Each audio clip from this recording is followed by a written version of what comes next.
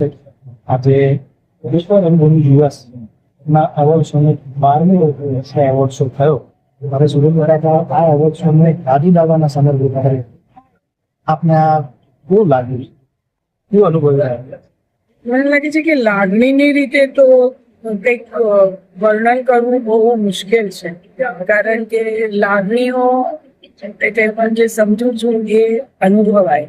અને આમ મન કહીશ કે મને બહુ આનંદ થાય છે અને બહુ સારું લાગે છે. તો કેવી નાના શબ્દો છે, એટલે એ વધારે ડીપર મિનિંગ મારા માટે છે કે રાજુને અત્યારે આવી રીતે સન્માનિત કરી રહ્યા છે અને આટલા બધા લોકો રાજુને માન આપે છે, પણ એ જાણતા પણ રહ્યા છે કે એને એક લીગેસી છોડી છે. એવું નથી કે રાજુ ગયા અને દાદાની સાથે બધું પતી ગયું છે. અને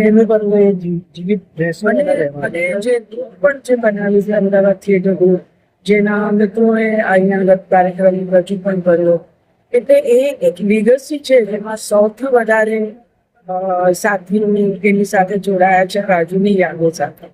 અને એક બીજી સરસ વાત તમે તમને કદાચ આનંદ છે કે રાજુ, અમે એવું વિચાર્યું હતું કે રાજુના બધા જે કપડાઓ ને બધું ઘણું બધું જે વસ્તુઓ જે બહુ ગમતી અને અમને લોકોને ગમતી, એનું શું કરવું? તો અમે અમારા બધા મિત્રોમાં એક વેચ્યા અને બધા પોતપોતાની રીતે એને ઓલ્ટર કરીને પહેરે છે. એટલે આજે જ શૈલ કરીને છે એને પહેરેલું છે, ધ્રુવે પહેરેલું છે. મેં પણ આ જે કુર્તું છે એ રાજુનું કુર્તું છે જેને મેં ઓલ્ટર કરીને પહેરેલું છે. તો એ રીતે રાજુ અમારી સાથે જ એટલે છે માનીએ છીએ નહીં, પણ એ છે એ દેખાય છે. અને બીજું કે એની અસ્થિ જે છે એ અમારા ગાર્ડનમાં જ છે.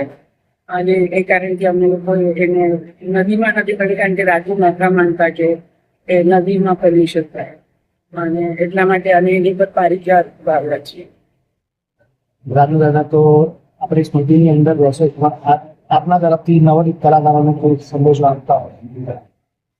મને લાગે છે કે રાજુનું જીવન જોઈએ અથવા તો આવા કલાકારોનું જીવન, કારણ કે ઘણીવાર મને એમ થાય કે ફક્ત રાજુની જીવનની આપણે અત્યારે તો એના જીવનની વાત કરીએ છીએ, જે રીતે માણસ જીવ્યો બહુ ઓછા જીવી શકે, પણ એવા થવા માટેની ધગશ અને તૈયારી બધામાં આવે અને દરેકની પાસે હિંમત આવે અને દરેકને એવા પ્રયાસોમાં સફળતા મળે એ મારી સૂચના છે.